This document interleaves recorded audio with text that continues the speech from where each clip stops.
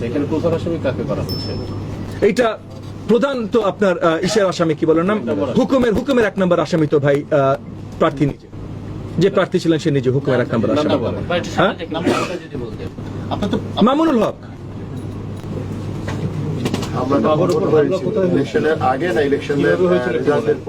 রেজাল্টের পরে না, এগুলো প্রত্যেকটা ঘটনা ঘটেছে রেজাল্টের আগে। যখন কিছু ঘটনা ঘটেছে আপনার যখন ভোট চলছে, যেমন মাইলস্টোনে আমার ইনারা আহত হয়েছেন, ইনার হাত ভেঙে ফেলেছে। মাইলস্টোনে খোদ প্রতিপক্ষ ক্যান্ডিডেট দাঁড়িয়ে অর্ডার দিচ্ছিল, এবং মাইলস্টোনের ভিডিও যেগুলো ভাইরাল হচ্ছে দেখবেন, এই যে আমাদের একজন ত্যাগী কর্মী উনি নিজে প্রতিপক্ষকে থামাতে চেষ্টা করছিলেন। সেইখানে ওনারা যতক্ষণ পর্যন্ত থামাতে পেরেছেন থামিয়েছেন, তারপর আর্মি এসে সেটাকে সঠিক ব্যবস্থা নিয়েছে। সো এই জায়গাগুলোতে তারা যে কাজগুলো করেছেন, এবং কিছু এই যে ভোট ইসের সময়, তারপর কিছু গুনতি চলার সময়, সো হায়দার আলী সাহেবের উপরে যখন আক্রমণ হয়েছে তখন ভোট কেন্দ্রের ভিতরে গুনতি চলছে, এবং তারা হয়তো ইন্টারনালি খবর পেয়েছে যে আমরা এগিয়ে আছি, সেই জায়গাটায় আক্রমণ করে বা ভোট সেন্টার দখল করে ওই ভোট গণনা যেন তারা ওলট পালট করতে পারে, সেটার একটা প্রচেষ্টায় হায়দার আলী সাহেব 43 না, মাইলস্টোন 43, আলিম মাদ্রাসাটা কত নম্বর সেন্টার? আলিম মাদ্রাসাটা হচ্ছে 34 নম্বর ওয়ার্ডে। 34 নম্বর ওয়ার্ডের সেন্টার নাম্বারটা আপনারা নিজে দেখে নিতে পারেন বা পরে আপনাদের জানিয়ে দিতে পারেন।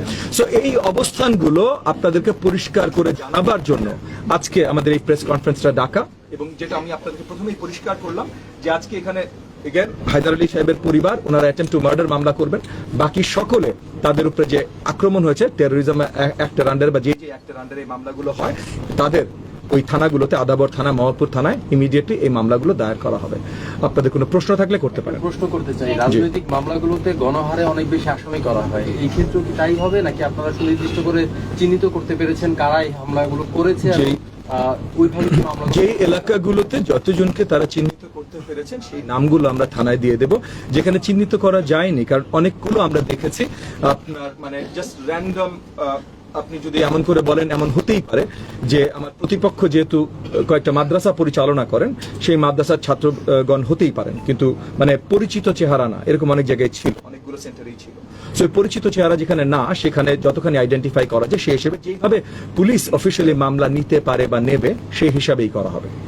প্রধান আসামি কাকে করবে? ওনারটা করে জি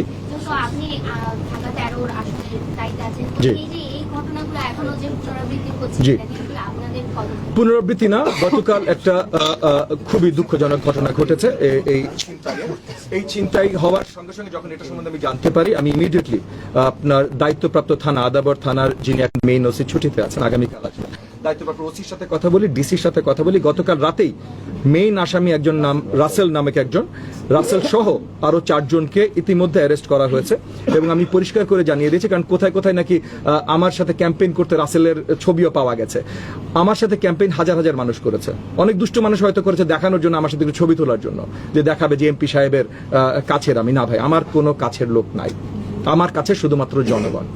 এবং আমি রাতে ইমিডিয়েট ওসি সাহেবকে এবং ডিসি সাহেবকে জানিয়ে দিয়েছি যে তাড়াতাড়ি, যত তাড়াতাড়ি সম্ভব অ্যারেস্ট করেন।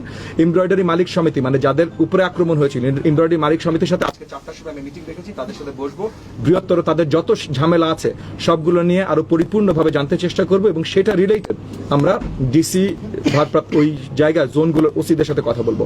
এবং ইতিমধ্যে আপনাদেরকে আরো জানিয়ে রাখি যে আদাবর থানা, মোহাম্মদপুর থানা, শেরেবাংলানগর থানা এবং আপনার ওই হাজারীবাগ থানা,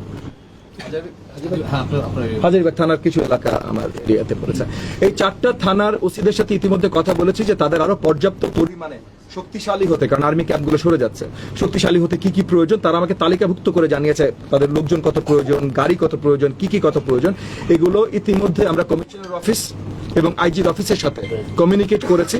কমিশনার অফিস আমাদেরকে, মানে ডিএমপি কমিশনার অফিস আমাকে অ্যাসিওর করেছে যে এর ভিতরে অনেকগুলো জিনিস তারা খুব শীঘ্রই এই থানাগুলোতে পৌঁছে দিতে চেষ্টা করবেন এবং দেবেন। সো সেই জায়গা থেকে আমরা কাজ করছি, এক রাতে সবকিছু ঠিক হয়ে যাবে না, কিন্তু ঠিক করার জন্য যে আমরা নিয়মিত কাজ করছি, অক্লান্তভাবে কাজ করছি, সেটা আপনাদের কাছে পরিষ্কার করলাম। নেক্সট ভাই একটা জি জি এখানে প্রধান আসামি কাকে করা হচ্ছে? এইটা প্রধান তো আপনার ইসের আসামি কি বলেন না, হুকুমের 1 নম্বর আসামি তো ভাই প্রার্থী নিজে, যে প্রার্থী ছিলেন সে নিজে হুকুমের 1 নম্বর আসামি। আপনার তো মামুনুল হক।